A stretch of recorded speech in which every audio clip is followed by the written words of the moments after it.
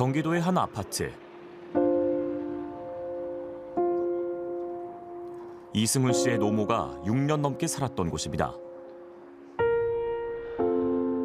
저희 어머님이 이제 노년을 위해서 되게 힘들게 마련하신 게 저쪽에 아파트예요.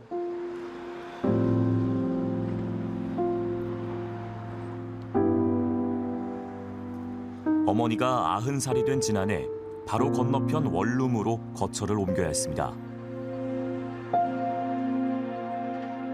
그래도 좀 노년에 그렇게 뭐 크진 않지만 아주 그냥 뭐 저기 편안하게 좀 쉬실 곳을 만들어 놓으셨고 그렇게 옮겼는데 이제 장 때문에 그렇게 돼가지고 모든 건 보험왕이라고 불렸던 그 사람 장모 씨를 만난 뒤 벌어졌습니다. 명함이나 아니면 뭐 인터넷 검색하면 다 나와요. 그 보험왕이라는 게. 수익을 내주겠다는 말에 어머니의 아파트까지 팔아 10억 원을 맡긴 이 씨.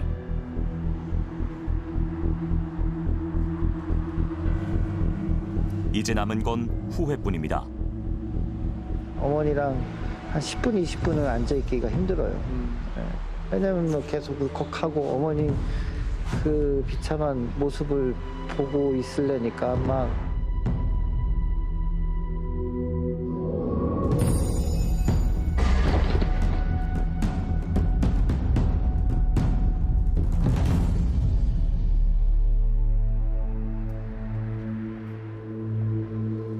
이승훈 씨가 보험 설계사 장모 씨를 처음 만난 건 2년 전. 장 씨는 자신을 1000명 넘는 고객을 보유한 DB보험의 보험왕이라고 소개했습니다. 가장 강조한 게 자기가 DB손해보험에서 27년 근속했다. 뭐 한 20, 30평 되는 공간을 그 DBRT 보험왕 장가 별도의 공간으로 활용을 하고 있었고 DB손해보험에서 이만큼 지원과 그다음 백그라운드를 제공해 줄 만한 신뢰 있는 사람이다라고 이제 믿었고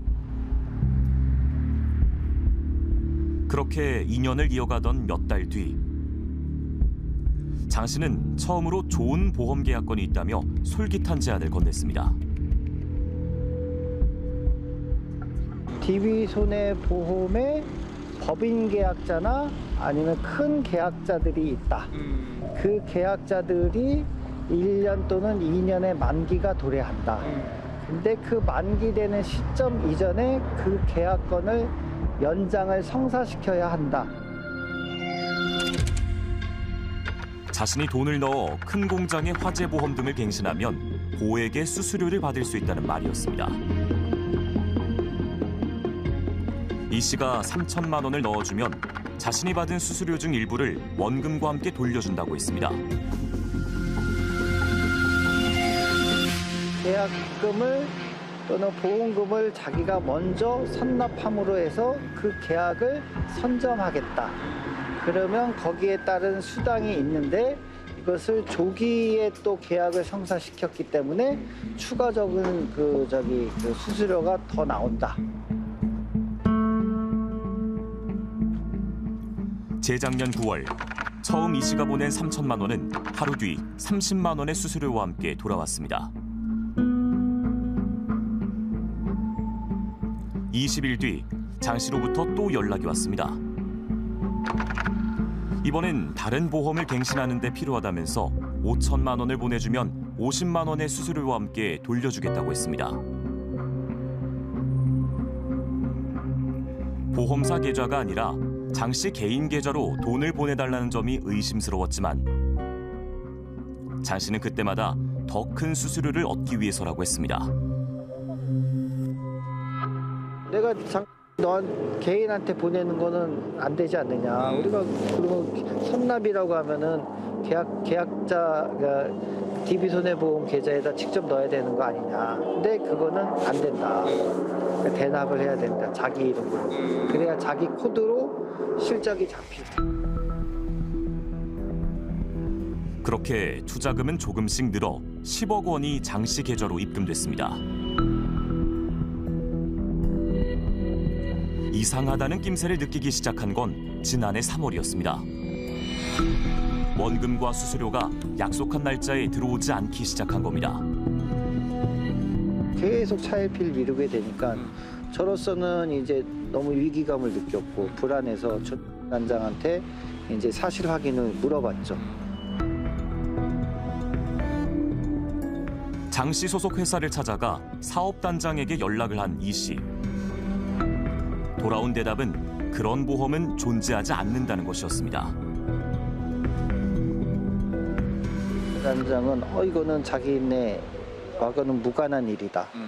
그다음에 회사하고도 무관하다라고 그냥 이런 지하에 계속 이제 거부만 부인만 하고 있어서 그거를 걔가 이제 되물었고. 근데 결론적으로 자기들은 무관하니 더 이상 연락하지 마라.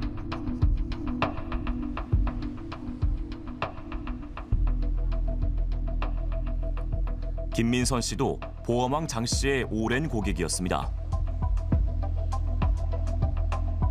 장 씨를 통해 가족들의 암보험 등 17건의 보험 상품을 계약했습니다. 오랫동안 알고 지내면서 얼굴도 알고 가족도 알고 DB라는 회사도 있고 그렇잖아요. 사무실에 막 우수 대리점 상 받은 거 있고 막 판매왕 뭐 이거 막 현관부터 막 사진이 걸려 있고 그러니까는 진짜 열심히 잘하는 사람인가 보다. 저는 이제 그렇게 믿고 간 거죠. 장 씨는 김 씨에게도 보험갱신을 위한 선납에 돈을 넣으면 꾸준히 좋은 수익을 얻을 수 있다고 했습니다. 4년 전 처음 1,000만 원을 건넨 김 씨에게 약속된 날짜에 원금에 더해 30만 원의 수수료가 들어왔습니다. 돈이 약속한 날짜에 돈이 왔어요. 잔날짜에 돈만 맞춰주면 이 돈이 다시 올 거고 저도 다시 올 거야. 뭐 그런 거 있잖아요. 투자 금액은 점점 커져 한 번에 5천만 원을 건네기도 했습니다. 그런데 지난해 4월부터 장 씨에게 맡긴 원금 7억 원과 수수료가 더는 돌아오지 않았습니다. 계약이 들어갔대요. 그래서 그럼요. 계약 들어간 거 좀 보여줘. 달라. 그 영업비밀이라는 거예요. 영업비밀을 이어가지고 보일 수가 없대요. 지난해 7월 결국 장 씨를 경찰에 고소했습니다. 자신보다 앞서 장 씨를 고소한 피해자들이 더 있다는 사실도 알게 됐습니다.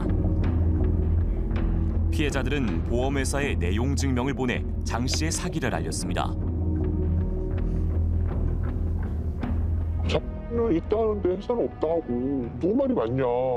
그리고 제가 이제 책임 추궁을 좀 했죠. 회사에다가. 당시 회사가 김 씨에게 보낸 답변서. 회사는 장 씨를 위한 개인 상품은 없다며 회사와는 무관하다고 했습니다.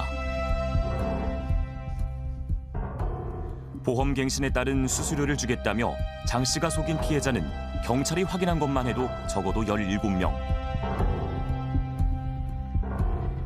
대부분 오랫동안 보험 계약을 해왔던 고객들로 이들이 돌려받지 못한 돈은 100억 원이 넘을 것으로 보입니다.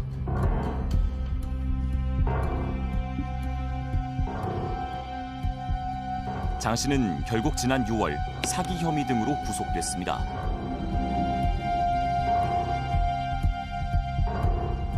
장 씨는 피해자들에게 받은 돈을 자신의 실적을 유지하기 위한 보험 대납에 쓰거나 한 사람의 돈을 받아 다른 사람의 돈을 갚는 이른바 돌려막기에 사용한 것으로 조사됐습니다. 그렇다면 회사는 장 씨의 사기 행각을 알지 못했을까?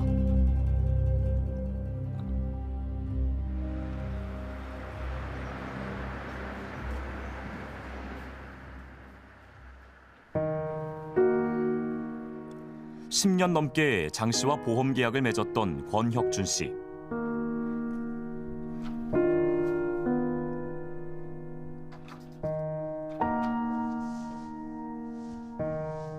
권 씨 사무실엔 사업을 정리하며 미처 처분하지 못한 집기들이 쌓여 있습니다. 사무실 월세라든가 직원들 급여라든가 이런 것도 줄 수가 없기 때문에 사무실 보증금이라도 빼서 저희가 생활을 해야 되기 때문에 일단 빼놓고 지금도 폐업을 할 수가 없는 상태일 수도 있거든요. 장 씨를 누구보다 믿었다고 했습니다. 제가 나이가 59살인데 이제 노후가 불안한 거잖아요. 그러니까 이제 한 거고 이 사람이 몇 달 동안은 약속을 지켜요. 그리고 자기 집도 보여줬죠.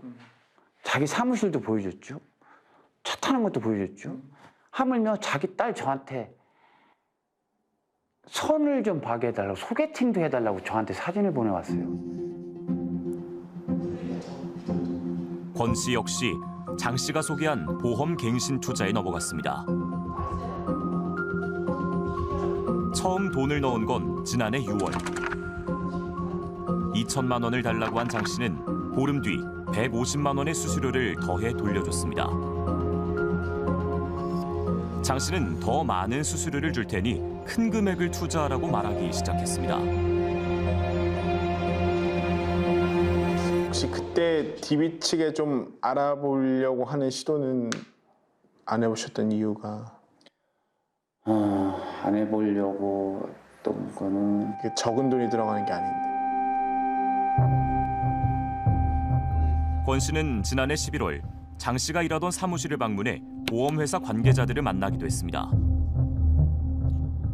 당시는 이미 다른 피해자들이 장 씨로부터 사기를 당했다고 회사 측에 알린 뒤였습니다.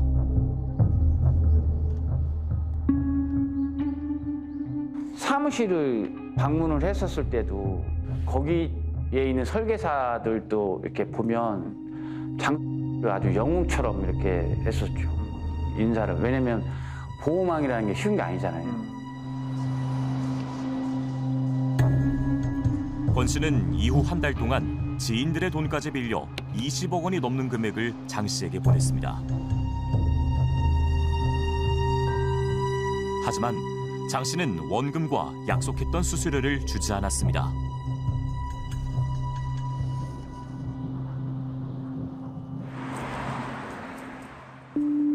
보험회사의 입장을 듣기 위해 피해자들과 함께 장 씨가 일했던 사업단을 찾아가 봤습니다.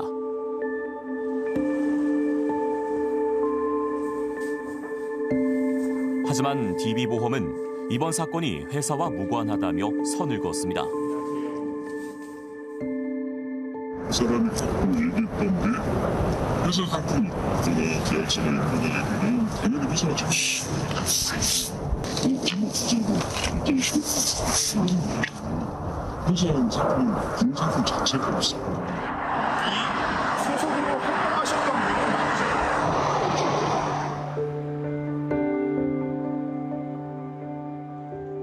분은 처음 문제가 불거진 지난해 여름부터 DB는 회사와 관계없는 개인의 사기 사건이라는 주장으로 일관했습니다.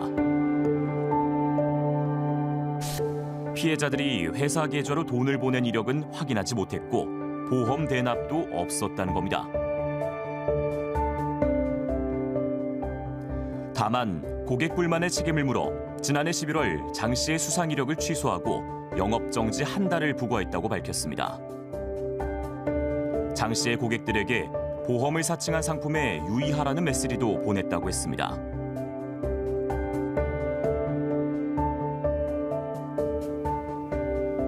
하지만 실제 장 씨에 대한 영업정지 처분이 이루어진 건 2주뿐이었고 정지가 끝나자마자 권 씨의 신규 보험 계약은 진행됐습니다. 고소도 했고 동부화재에다가 민원도 넣고 내용 증명도 보냈음에도 불구하고 그때 멈춰주지 않은 게 저는 너무 억울한 거죠. 그때 만약에 멈춰줬다든가 아니면 사무실이라도 좀 빼놨으면 저희가 이렇게 믿지는 않고 신뢰를 하지 않았었죠. 그 무렵 장 씨는 성과를 인정받아 공로상을 받기도 했습니다.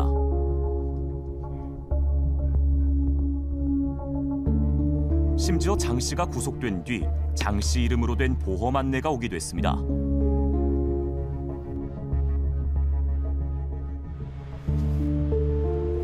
피해자들은 현재 회사 측을 상대로 법적 다툼을 준비하고 있습니다. 보험회사를 위해서 일하는 사람이라면 그 위해서 일하는 것만큼 그에 대한 책임을 져야 되는데 그런 책임을 지는 그런 제도를 안 받는 거죠. 회사에서는 형식적으로 뭐 1년에 한 번, 1년에 2번 교육을 받게 해요. 뭐 너 사기치지 마, 뭐 이런 교육을 받게 하면서 아, 우리 이렇게 관리를 했어. 우리는 이런 식으로 모집인들을 꾸준히 관리하고 있어. 그러니까 우리 회사의 책임은 없어. 저 사람이 사기를 쳤지만 나의 책임은 없어. 라는 그런 어떤 면죄부를 하나 들고 가는 느낌이에요. 그래서 그것도 피해자 입장에서는 하나의 넘어야 될 산이고, 뭐 가장 큰 산은 당연히 돈을 그 모집인 개인 계좌로 넣은 이유가 좀 설득력이 있었냐 하는 부분이에요.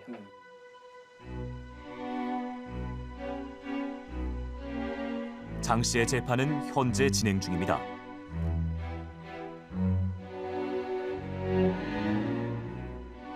아직 고소장을 제출하지 않은 피해자들도 있어 피해 규모는 더 늘어날 것으로 보입니다. 장을 만나도 저희가 가서 보면 이제는 배째라식입니다. 배째라식. 나는 5년만 살고 나오면 돼. 몇 년만 살고 나오면 돼. 지금 수많은 사람들 피해를 해줬음에도 불구하고 그 사람은 5년만 몸으로 때운다고 생각을 하고 있으니 최근 4년간 보험 사기에 연루돼 업무 정지나 등록 취소 등 제재를 받은 보험 설계사 수는 300명이 넘습니다. 이들 중엔 장 씨처럼 소위 보험왕이라고 불리는 사람들이 포함돼 있습니다. 우리나라 보험 산업의 이제 약점 중에 하나가 굉장히 영업 중심적이다. 보험왕들은 사실은 영업 잘하는 사람에게 우리가 주는 칭호잖아요, 그죠? 그러다 보니까 그분들한테 관심과 그리고 과도한 또 뭐 영향력 이런 것들이 생기고 소비자들이 보면 그래서 그분들이 마치 보험회사의 직원 또는 모든 책임을 다 들어줄 것처럼 그렇게 되는 경향이 있는 것이라서 지난해 보험회사의 수임료는 237조 원. 대부분의 계약은 보험 설계사를 통해 맺어집니다. 이들이 얻는 수익만큼 보험회사 역시 책임을 다하고 있는지 소비자들은 묻고 있습니다.